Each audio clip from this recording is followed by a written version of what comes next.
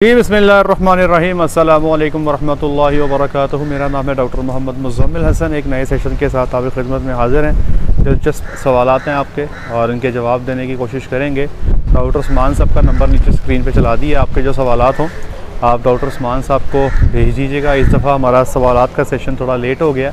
Doctor Usman साहब काफ़ी मसरूफ़ थे, काविंग्स कुछ एंड वाली चल रही थी और डॉक्टर साहब ज़रा बच्चे संभालने में काफ़ी बिज़ी थे, तो मादरत चाहते हैं थोड़ा सा हम लेट हो गए। तो आज का पहला सवाल ये है, सर मैं एक दिन की कट्टी का फार्म बनाना चाहता हूँ लेकिन हमारे पास दूध की कमी है, आप हमें मिल्क रिप्लेसर के इस्तेमाल के बारे में बता दें। देखिए मिल्क रिप्लेसर का इस्तेमाल किया जा सकता है। लोग दो तरह से यहाँ पे इस्तेमाल कर रहे हैं। कुछ लोग क्या करते हैं कि दूध खालिस लेते हैं और उसके अंदर मिल्क रिप्लेसर जो है उसको मिलाकर अपने ख़र्चे को कम कर लेते हैं। लेकिन अगर आपके पास दूध नहीं है और आप चाहते हैं कि आप मिल्क रिप्लेसर का ही इस्तेमाल करना चाहते हैं तो मैं आपको तरीक़ेकार बता देता हूँ। सबसे पहले आपने जिस भी कंपनी का मिल्क रिप्लेसर लेना है, कंपनी की रिकमेंडेशन क्या है वो पढ़ लेनी है। अमूमी तौर पे ज़्यादातर कंपनी जो हैं वो 1 किलो पाउडर से 7 या 8 किलो जो है वो दूध बनाना रिकमेंड करती हैं। अब मिसाल के तौर पे अगर आपको कंपनी रिकमेंड करती है कि आपने जो बनाना है मिल्क रिप्लेसर वो आपने मिसाल के तौर पर बनाना है 8 किलो, तो आप क्या करेंगे 1 किलो पाउडर जो है वो आप उसको वज़न कर लेंगे। वज़न करने के बाद आपने 7 किलो पानी लेना है, तो 7 किलो पानी को आप गर्म कर लेंगे। पानी को आप गर्म करेंगे 43 से 44 डिग्री सेंटीग्रेड तक, ठीक है। 43.5 हो जाए, 44 हो जाए, 44.5 हो जाए, ये ठीक है। उसके बाद क्या करेंगे 3.5 किलो पानी मतलब आधा पानी लेंगे और उसके ऊपर 1 किलो पाउडर आप डाल के मिक्सिंग शुरू कर देंगे। जब आप मिक्सिंग कर रहे होंगे तो बकाया का जो 3.5 किलो पानी है वो आप आहिस्ता आहिस्ता ऊपर अंडेलते जाएंगे और मिक्सिंग करते जाएंगे। तो मिक्सिंग का तरीका समझ लें कि पहले पानी को गर्म कर लिया, तो आपने 44 डिग्री सेंटीग्रेड तक पानी को गर्म कर लिया। उसके बाद आधा पानी लेंगे, पानी के ऊपर 1 किलो पाउडर डालेंगे, उसको मिक्स करना शुरू करेंगे। साथ ही बकाया का जो पानी है वो आप उसमें आहिस्ता आहिस्ता अंडेलते जाएंगे और मिक्सिंग करते जाएंगे। ये आपका पाउडर तैयार हो जाएगा, ठीक है। तकरीबन 8 किलो ये तैयार हो जाएगा। उसके बाद जब आपने ये बच्चे को पिलाना है, जो भी आपकी रिक्वायर्ड क्वांटिटी है, आप 2 किलो पिलाना चाहते हैं, 3 किलो पिलाना चाहते हैं, आपकी 2 टाइम की फीडिंग है या आपकी 3 टाइम की फीडिंग है, तो आपने बच्चे को जब ये पिलाना है तब इसका टेम्परेचर 38, 39, 40 के राउंड अबाउट होना चाहिए। अगर फ़ारेनहीट की बात करूं तो पिलाते वक्त 101 से 105 फ़ारेनहीट होना चाहिए और गर्म पानी जो आपने करना है वो तकरीबन 114, 115 फ़ारेनहीट तक आपने करना है। तो ये है इसका सही तरीका। जब आप मिक्सिंग प्रॉपर नहीं करेंगे, जब आप इसको प्रॉपर टेम्परेचर पे नहीं पिलाएंगे तो बच्चे को डायरिया और कॉलिक के मसाइल आ सकते हैं, पेट में दर्द और पेचिश की इलामत आ सकती हैं और एक्सपायरी का आपको सामना करना पड़ सकता है। तो यहाँ पे ज़्यादातर जो है आपको मैनेजमेंट जो है बच्चे की वो आपको लेनी करनी। डॉक्टर साहब बता रहे हैं कि आप वॉशिंग मशीन का इस्तेमाल भी कर सकते हैं। ये खोलिएगा ज़रा। वॉशिंग मशीन का इस्तेमाल भी बाज़ लोग करते हैं। अब तो खैर बाकायदा मशीन अवेलेबल हैं मिक्सिंग के लिए, लेकिन अगर आपके पास बच्चे ही 10 हैं, आप नहीं अफोर्ड करते मशीन वगैरह, तो फिर आपको जो तरीका बताया वो अडॉप्ट कर सकते हैं। सवाल नंबर 2 है जी, मुँह खोर की वैक्सीनेशन कब करनी चाहिए और कौन सी वैक्सीन यूज़ करनी चाहिए? देखिए अगर आपने दो तरह की वैक्सीन हैं। एक तो वो है मार्केट में जो साल में 1 दफ़ा होती हैं, ऑयल बेस्ड हैं, और कुछ वैक्सीन ऐसी हैं जो साल में 2 या 3 दफ़ा की जाती हैं, ठीक है। वो वैक्सीनेशन जो साल में 3 दफ़ा की जाती हैं वो हम रिकमेंड करते हैं कि आप नवंबर में कर लें और उसके बाद 4-4 महीने के गैप से कर लें। जो हमने वैक्सीन करवाई हुई है वो साल में 1 दफ़ा रिकमेंड की जाती है, मुस्तफ़ा और ब्रदर की है, आर्यावेक ऑयल बेस्ड। वो हम अमूमी तौर पे सितंबर में कर लेते हैं, लेकिन एहतियातन बाद औक़ात मार्च में रिपीट भी कर लेते हैं, लेकिन उसका कवर पूरे साल का है, ठीक है जी। तो अभी भी अगर वाटर बेस्ड या एक्वस बेस्ड वैक्सीन पहले करवाई है आपने और वो आपने कहीं सितंबर अक्टूबर में करवाई है, तो मेरा मशवरा ये होगा अभी 1 दफ़ा फिर करवा लें। अगला सवाल है, क्या जानवर को गंदम का आटा दे सकते हैं? कोई नुकसान तो नहीं? नहीं भाई, कोई नुकसान नहीं है। गंदम का आटा आप दे सकते हैं, लेकिन मसला ये है कि आपका जो राशन है ना जी, राशन कहते हैं आप टोटल खुराक जो जानवरों को देते हैं, वो टोटल खुराक क्या है?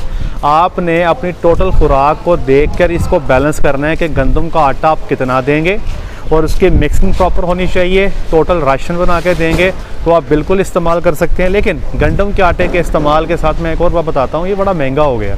इस वक्त गंदम जो है हमारे तो यहाँ पे 2700-2800 रुपये मन मिल रही है। जब आप इसको ग्राइंड करेंगे, आटा बनवाएंगे, तो ये 28, 2850 के राउंड अबाउट चली जाएगी, तो बहुत महंगी बनेगी। तो आपने जब भी खुराक जानवर को देनी है तो उसकी अफादियत के साथ साथ आप उसकी इकनॉमिक्स भी देखें कि वो आपको कितने में ख़र्च करती है, फिर फैसला करें कि कौन सी चीज़ इस्तेमाल करनी है।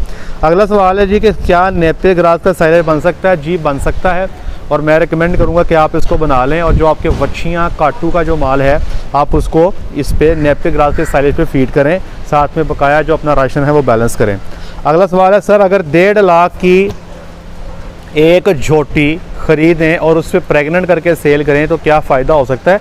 जी ये बिल्कुल फ़ायदा हो सकता है जी। अगर आप झोटी 1.5 लाख की लेते हैं जो तकरीबन 325 किलो की है या 350 किलो की है, तो कोशिश करें वो आते ही तकरीबन 1 से 2 माह में आपके पास प्रेग्नेंट हो जाए, 1 साल के करीब वो आपके पास रहेगी। और अगर आप खुला ख़र्चा भी करते हैं 1 साल में तो तकरीबन 70 से 75 हज़ार रुपये आपका उस पर ख़र्चा आ जाएगा। तो ये आपको पड़ जाएगी बहुत ही ज़्यादा कॉस्ट करके 2.5 लाख रुपए की। तो इंशाल्लाह अज़ीज़ आजकल चीज़ों मार्केट में जानवरों के रेट जी बहुत ज़्यादा हो गए हैं। अब तो आप कह लें कि एक ज़माना था आज से 1.5-2 साल पहले 3 लाख की बहुत अच्छी भैंस मिल जाती थी, अब तो भाई 4-4.5 में जाके आपको कोई अच्छा जानवर जो है वो मिलता है। झोटियों का रेट भी अब तकरीबन 2.25, 3-3.25 के राउंड अबाउट पहुँच गया है। तो हमें ये लगता है कि अगर आपकी मैनेजमेंट अच्छी है, आपकी परचेज़ अच्छी है, तो आप 1 साल के प्रोजेक्ट में एक वच्छी के पीछे कम से कम 30-35-40 हज़ार रुपये बना सकते हैं। इससे ज़्यादा भी बन सकता है। अगर झोटी कोई बहुत अच्छी तैयार हो गई है और बहुत खूबसूरत है तो ज़्यादा पैसे भी बन सकते हैं। जैसे मैं बताता हूँ, मैंने एक झोटी ख़रीदी थी 2015 के अंदर, और उस वक्त 2015 में हमने वो 2.5 लाख रुपये की ख़रीदी थी। तो तब 2015 में 2.5 लाख की बहुत खूबसूरत अच्छी भैंस आती थी, तो तब हमने झोटी ख़रीदी थी 2.5 लाख रुपए की, बड़ा पैसा लगाया था। और उस झोटी की खूबसूरती ये थी, उसको मिल्क कंपटीशन में भी लेकर गए थे और उसने 27 लीटर दूध दिया था 24 घंटे का, और 26 दिन का उसको बच्चा दिए को टाइम हुआ था। इतनी खूबसूरत झोटी थी जी। मैं हो जाता हूँ डॉक्टर साहब। अच्छा जी, अगला सवाल है सर, हमारे पास क्रॉस ब्रीड की काऊ है, जब वो पहली बार प्रेग्नेंट हुई थी इसके एक थन पर गिल्टी बन गई थी, अब उसकी हीफर है उसके भी थन पे गिल्टी बन गई है, तो क्या ये जेनेटिक प्रॉब्लम है? सर ये मैं देख के ही आपको बता सकता हूँ। अगर मेरा व्हाट्सएप नंबर है आपके पास तो उस पर मुझे आप मैसेज कर दें, हम उसको देख लेते हैं कि जिसको आप गिल्टी कह रहे हैं वो गिल्टी क्या है, कैसी है। हाँ जी, तस्वीर भेजी थी आपको, ये वॉट्स की तरह थी, नड्यूल लाइक थी। आप फिर भी सर मुझे डॉक्टर साहब कह रहे हैं कि डॉक्टर साहब को तस्वीर भेजी गई थी, डॉक्टर साहब ने मुझे अभी नहीं भेजी, आप मुझे तरह व्हाट्सएप पे भेज दें या डॉक्टर साहब से कहूँगा मुझे भेज दें, तो ये इसको देख के फ़ैसला करेंगे कि ये क्या है, ये पेपिलोमा वायरस है या कुछ भी है, इसको देख के फ़ैसला करेंगे। डॉक्टर साहब डायरेक्ट फ़ैन बेहतर हैं या बेल्ट वाले फ़ैन बेहतर हैं? डॉक्टर साहब ये आपके जो फ़ैन लगे हैं ये बेल्ट डायरेक्ट ड्रिवन है। ये आप फ़ैन देख लें जी, ये जितने भी लगे हुए हैं ये डायरेक्ट ड्रिवन है, और इस फ़ैन को लगे को इस वक्त जो टाइम हो चुका है तकरीबन 3.25 साल हो गए हैं, और 3.25 सालों में टोटल पंखे जो इस शेड में लगे हुए हैं ये 14 लगे हुए हैं। 14 पंखों में से एक पंखे की मोटर सड़ी है 3 सालों में, और अल्हम्दुलिल्लाह इनकी परफॉर्मेंस बेहतरीन है। मैं वैसे जो रिकमेंड करता हूँ मैं डायरेक्ट ड्रिवन रिकमेंड करता हूँ। थोड़ा सा शोर ज़्यादा ज़रूर होता है इनका, लेकिन बेल्ट ड्रिवन के अंदर जो है वो बेल्ट अमूमी तौर पे ढीले हो जाते हैं, कसने पड़ते हैं, पुलियाँ ढीली हो जाती हैं, तो इस किस्म के मसाइल का सामना रहता है। तो मेरे एक्सपीरियंस में जो मुझे बेहतर लगे हैं वो ये डायरेक्ट ड्रिवन जो है ये बेहतर लगे हैं। अगला सवाल है सर, मेरी काऊ के तीट्स पर छोटे छोटे दाने बन गए हैं, इसका इलाज बताएं। सर काइंडली मुझे व्हाट्सएप कर दीजिएगा फ़ोटो, आप मैं आपको देख के इसके बारे में इंशाल्लाह बता दूंगा, ठीक है जी।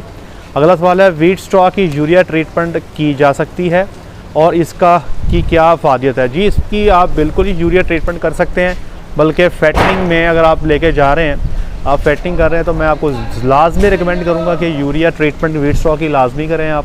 और इसको करना कैसे है, इसका तरीक़ेकार क्या है, इस पर पूरा सेशन मैंने किया हुआ है, नीचे डिस्क्रिप्शन में आप देख लीजिएगा, लिंक मैं सेंड कर दूंगा, उसको आप तसल्ली से देखें। 2-3 तरीके बताए गए हैं इसको बनाने के, वो आप देख लीजिएगा।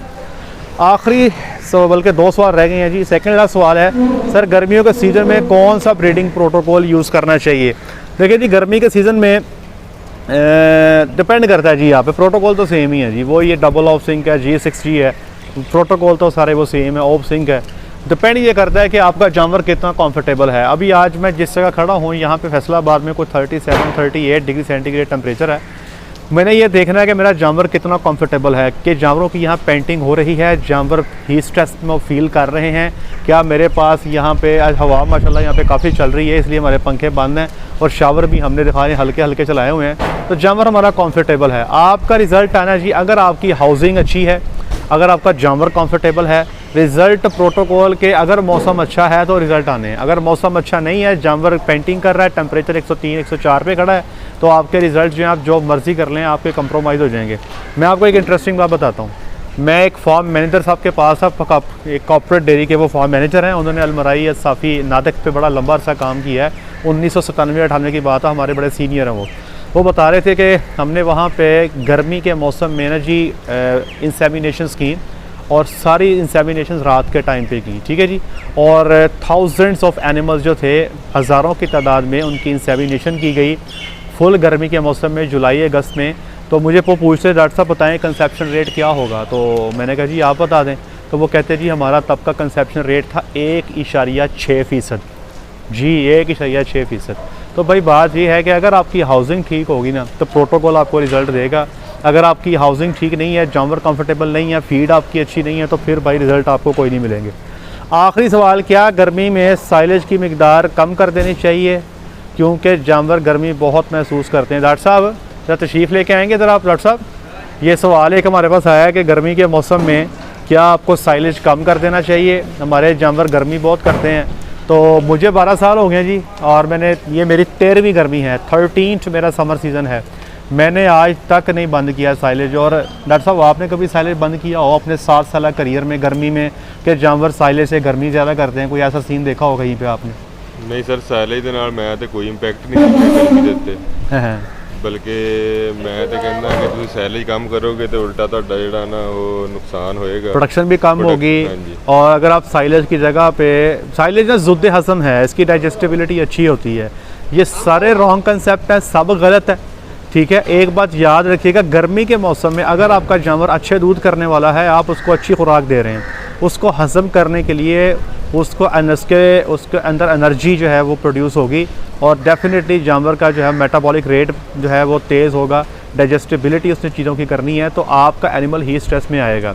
अगर आपका जानवर दूध कम दे रहा है और आपने उसको खुराक ही कम देनी है, आधा किलो वंडा सुबह डाल दिया, किलो शाम डाल दिया, पट्ठे सुबह डाल दिए, पट्ठे शाम डाल दिए, तो उसमें इतनी ही स्ट्रेस का इशू नहीं आता। मेरे पास जो जानवर खड़े हैं, इसमें एक जानवर का ग्रुप ऐसा है जो 35 लीटर की एवरेज पे है, और वो उस जानवर को हम 24 घंटे में कोई 30 किलो साइलेज दे देते हैं, ठीक है जी। साथ में कोई 1.5 किलो तूड़ी भी दे देते हैं, और कुछ 14.5 से 15 किलो हम उसको वंडा भी देते हैं। तो इतना सारी खुराक खाने के बाद वो हमें को 35 लीटर दूध देता है। तो तब हम उस यहाँ पे उसको कहीं जी कि पंखे बंद कर दो, शावर बंद कर दो, तो भाई वो फिर डेफिनेटली जो है ना दूध रहेगा, ना उसकी ये इतनी खुराक की इनटेक रहेगी, और डेफिनेटली वो तंग भी होगा। तो ये सारी की सारी चीज़ें भाई आपकी हाउसिंग पर डिपेंड करती हैं, आपने जानवर को रखा कैसे हुआ है, और इसके पीछे कोई रॉकेट साइंस नहीं है। ये अब सिंपल सी बात बता देता हूँ आपको। बाकी मैथ है, जितने लोग आपको मिलेंगे हर बंदा आपको नई कहानी सुना देगा और आप परेशान रहेंगे। तो आपको मैं अपने 12 साल जो है जी एक्सपीरियंस का निचोड़ मैंने आपको दे दिया। बहुत शुक्रिया जी, आज तक के लिए इतना ही। अपना ख्याल रखें, दुआओं में याद रखें, 5 वक्त की नमाज़ भी अदा करें। अस्सलाम वालेकुम।